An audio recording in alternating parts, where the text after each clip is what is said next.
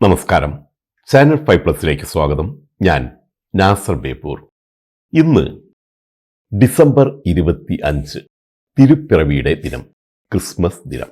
ഈ ദിനത്തിൽ എല്ലാവർക്കും എൻ്റെ ഹൃദ്യമായ ക്രിസ്മസ് ആശംസകൾ. ഈ ദിനത്തിൽ എന്ത് പറയും എന്നാലോചിക്കുകയായിരുന്നു ഞാൻ. ക്രിസ്മസിനെ കുറിച്ച് പറയാമെന്ന് വെച്ചാൽ അതൊക്കെ ഒരു പക്ഷേ എന്നേക്കാൾ പലർക്കും അറിയാം. ഞങ്ങളുടെ അവിടെ ഒരു ചൊല്ലുണ്ട്, താനൂരിലേക്ക് ചക്ക കയറ്റണ്ടാന്ന്. പണ്ട് നല്ല ചക്ക ഉണ്ടാവുന്ന നാടായിരുന്നു അത്രേ താനൂർ. ഇപ്പം ഞാനവിടെ പോയപ്പോൾ അത്രയേറെ പ്ലാവൊന്നും കണ്ടില്ല. തെങ്ങുകളും മാവുകളും ധാരാളം കാണുകയും ചെയ്തു. പണ്ട് അങ്ങനെ ആയിരുന്നില്ല എന്നാണ് പറയപ്പെടുന്നത്. അക്കാലത്തുണ്ടായ പഴമൊഴിയാണ് താനൂരിലേക്ക് ചക്ക കയറ്റണ്ട എന്നത്. ഇന്നും പഴമക്കാർ പലരും ഓർത്തു പറയുന്ന പഴമൊഴി. അതുപോലെ ക്രിസ്മസിനെ കുറിച്ച് നന്നായി അറിയാവുന്നവരോട് ക്രിസ്മസിനെക്കുറിച്ചും തിരുപ്പിറവിയെക്കുറിച്ചും ക്രിസ്തുദേവന്റെ മഹത്വത്തെക്കുറിച്ചൊന്നും ഞാനായിട്ട് പറയേണ്ട കാര്യമില്ല. ലോകം അംഗീകരിച്ചതാണ്. പിന്നെ എന്തു പറയും എന്നാലോചിച്ചപ്പോഴാണ് ക്രിസ്മസ് അപ്പൂപ്പനെ കുറിച്ച് പറയാമെന്ന് വിചാരിച്ചത്. ഫാദർ ഓഫ് ക്രിസ്മസ് എന്ന് വിളിക്കുന്നത് സാന്റാ ക്ലോസിനെയാണ്.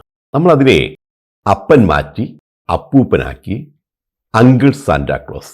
നമുക്കത് ക്രിസ്മസ് അപ്പൂപ്പനാണ്. ആരാണ് ഈ ക്രിസ്മസ് അപ്പൂപ്പൻ എന്നാണ് ഞാൻ പറയുന്നത്. അതും നിങ്ങൾക്ക് അറിയാവുന്നതായിരിക്കും. പക്ഷേ അതിൽ തന്നെ നിങ്ങൾക്കറിയാത്ത ചില കാര്യങ്ങൾ കൂടി ഞാൻ പറയുന്നതിൽ ഉണ്ടാകും എന്ന പ്രതീക്ഷയിലാണ് പറയുന്നത്. എന്തായാലും പലർക്കും ഇതേക്കുറിച്ച് അറിയാത്ത ചില കാര്യങ്ങൾ ഞാൻ പറയും എന്നാണ് വിശ്വാസം.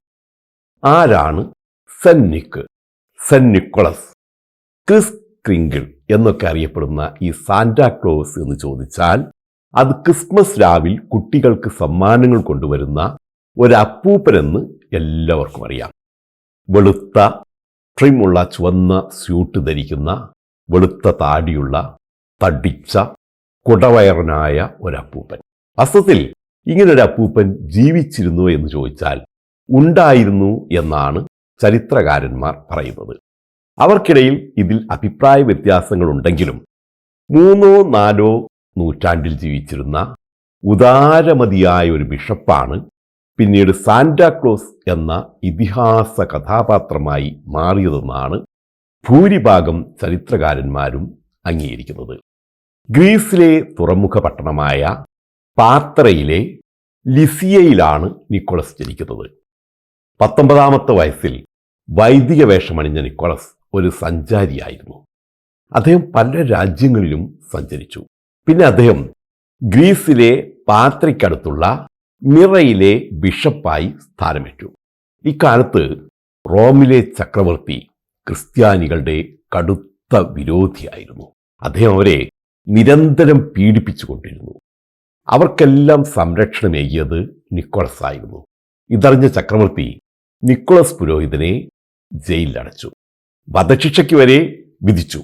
ഇക്കാലത്താണ് കോൺസ്റ്റന്റൈൻ റോമിലെ ചക്രവർത്തിയായി അവരോധിതനാകുന്നത്. ക്രിസ്തുമതം സ്വീകരിച്ച അദ്ദേഹം തൻ്റെ മുൻഗാമി ജയിലിലടച്ച എല്ലാവരെയും വിട്ടയക്കാൻ തീരുമാനിച്ചു. അങ്ങനെയാണ് നിക്കോളസും ജയിൽ വിമോചിതനാകുന്നത്. അദ്ദേഹം തനിക്ക് പാരമ്പര്യമായി ലഭിച്ച സമ്പത്തെല്ലാം പാവങ്ങൾക്കായി വിതരണം ചെയ്തു. അവരുടെ സംരക്ഷകനായി ജീവിച്ചു. രാത്രികാലങ്ങളിൽ സഞ്ചരിച്ച് പാവങ്ങൾക്ക് അവരുടെ വീട്ടുപടിക്കൽ സമ്മാനപ്പൊതികൾ ഇട്ടുകൊടുത്ത് ആരും അറിയാതെ തിരിച്ചു പോകുന്നത് നിക്കോളസിന്റെ ഒരു പതിവായിരുന്നു.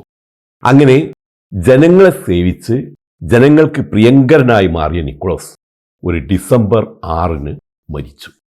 ജനങ്ങൾ അദ്ദേഹത്തെ വിശുദ്ധനായി അംഗീകരിച്ചു. അങ്ങനെയാണ് ലോകമെമ്പാടും ഡിസംബർ 6 സെന്റ് നിക്കോളസ് ദിനമായി ആചരിക്കാൻ തുടങ്ങിയത്. ഈ ദിനം ഒരു ഭാഗ്യദിനമായാണ് കരുതപ്പെടുന്നത്. അതുകൊണ്ടാണ് ക്രിസ്ത്യാനികൾ പലരും ഡിസംബർ 6 തങ്ങളുടെ മക്കളുടെ വിവാഹ ദിനമായി തിരഞ്ഞെടുക്കുന്നതും സ്വത്തുക്കൾ വാങ്ങാൻ ഈ ദിനത്തിൽ പ്രത്യേകം താല്പര്യം കാണിക്കുന്നതുമെല്ലാം. ഓഹരി മാർക്കറ്റിലും ഈ ദിനത്തിൽ കുതിപ്പ് ഉണ്ടാകുന്നത് സാധാരണമാണ്. പക്ഷേ ഇത്തവണ പ്രതീക്ഷിച്ച പോലെ അത്ര വലിയ കുതിപ്പൊന്നും ഉണ്ടായില്ല എന്നത് ഓഹരി ഉടമകളെ ഒട്ടൊക്കെ നിരാശരാക്കിയിട്ടുണ്ട്. ഈ ദിനത്തിൽ വാങ്ങുന്ന സമ്പത്തിന് ഭാഗ്യം ഉണ്ടാകുമെന്നാണ് വിശ്വാസം. ഈ സെന്റ് നിക്കോളസ് ആണ് ക്രിസ്മസ് ദിനത്തിൻ്റെ തലേ രാത്രി കുട്ടികൾക്ക്, നല്ലവരായ കുട്ടികൾക്കാണ് സമ്മാനങ്ങളുമായി എത്തുന്ന അത് അദ്ദേഹമാണ് സാന്റാക്ലോസ് അഥവാ ക്രിസ്മസ് അപ്പൂപ്പൻ. പക്ഷേ അന്നൊന്നും റെയിൻഡിയർ വലിക്കുന്ന വാഹനത്തിൽ കുട്ടികൾക്ക് സമ്മാനവുമായി ഈ സാന്റാക്ലോസ് വന്ന ചരിത്രമില്ല. ഈ അടുത്ത്, അതായത് 19-ാം നൂറ്റാണ്ടിൽ കാനഡയിലാണ് ഇന്ന് നമ്മൾ കാണുന്ന വിധത്തിലുള്ള വെള്ളത്താടിയുള്ള തടിയനായ സാന്റാക്ലോസ് പ്രത്യക്ഷപ്പെട്ടത്. പിന്നെ അത് ലോകത്ത് മുഴുവനും വ്യാപിക്കുകയായിരുന്നു. പക്ഷേ അതിനും എത്രയോ മുമ്പ് തന്നെ ഡിസംബർ 25-ന് റെയിൻഡിയർ വലിക്കുന്ന വാഹനത്തിൽ സമ്മാനവുമായി എത്തുന്ന ഒരു ദേവതയുണ്ടായിരുന്നു എന്നത് ഇന്ന് പലർക്കും അറിയില്ല. സൂര്യദേവതയായിരുന്നു അത്.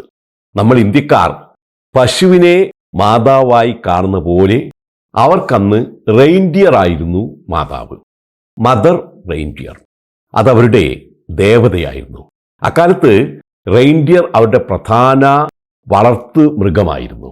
അവരുടെ വാഹനമായ സ്ലീ വലിക്കുന്നതും ഭക്ഷണത്തിനും വസ്ത്രത്തിനും മറ്റും ആശ്രയിക്കുന്നതും ഈ റെയിൻഡിയറിനെ തന്നെയായിരുന്നു. അങ്ങനെയുള്ള ഒരു സംസ്കാരത്തിൽ ഈ മൃഗം സമൃദ്ധിയുടെ ആദരണീയമായ പ്രതീകമായി മാറിയതിൽ അതിശയമില്ല. അത് വലിക്കുന്ന വാഹനത്തിലാണ് സൂര്യദേവി എഴുന്നള്ളിയത് എന്നതും അതിശയിക്കാനില്ല. വിദൂര വടക്കൻ സ്ഥലങ്ങളിൽ ശീതകാല രാത്രികൾ വളരെ നീണ്ടതും പകലുകൾ വളരെ ചെറുതുമാണ്. അതുകൊണ്ട് തന്നെ പല വടക്കൻ സംസ്കാരങ്ങളും ഒരു സൂര്യദേവിയെ ആരാധിച്ചിരുന്നു എന്നതിലും ഇന്നോർത്താൽ അത്ഭുതപ്പെടാനില്ല.